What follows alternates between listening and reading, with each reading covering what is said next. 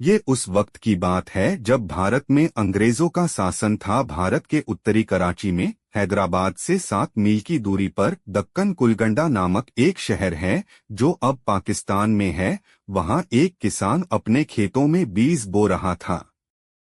सुबह हो गई थी। घोड़े पर बैठे हुए इलाके के नवाब वहां से गुजरे तो किसान को मेहनत करते देख नवाब ने सोचा कि क्यों ना जरा किसान का हालचाल पूछ लूं। वो घोड़े से उतरे और खेत के किनारे पर पहुंचे और किसान से पूछा, क्यों भाई, तुम खेत में इतनी मेहनत कर रहे हो, कितना कमा लेते हो? क्या कोई फायदा होता है या नहीं? किसान ने सिर उठाया और नवाब से पूछा, क्या फायदा नवाब साहब? फसल काटने के बाद मैं इसे 4 भागों में बांटता हूँ।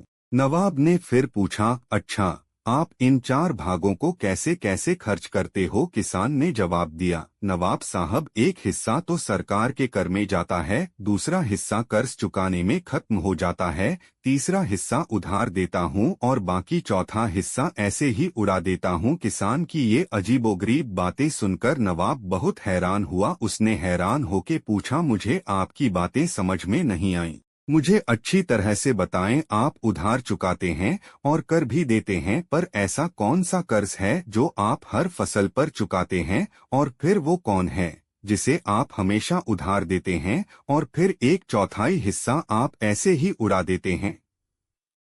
किसान ने जवाब देते हुए कहा, नवाब साहब, सच तो यह है कि मेरे पिता ने एक साहूकार से पैसे उधार लिए थे। पिता की मृत्यु के बाद मैं उनका ब्याज चुकाता हूँ और सरकार को करों का एक हिस्सा चुकाया जाता है, दूसरे हिस्से का भुगतान किया जाता है, और तीसरा हिस्सा किसे देते हो? नवाब ने पूछा। किसान ने कहा, मैं इसे अपने 2 बेटों पर खर्च करता हूँ ताकि वे बुढ़ापे में मुझ पर खर्च कर सकें। नवाब ने पूछा, और आप इस हिस्से को क्यों बर्बाद करते हैं? किसान ने कहा, मेरी भी एक बेटी है। आप जानते हैं कि आजकल दहेज के बिना कोई शादी नहीं होती है और दहेज एक बेकार की रस्म है। चौथा भाग मैं इसे उसके दहेज के लिए रखता हूँ। मेरी नज़र में यह पैसा पैसे की बर्बादी है। नवाब उसके इस जवाब से बहुत खुश हुआ और किसान को इनाम के तौर पर बड़ी रकम देकर चला गया।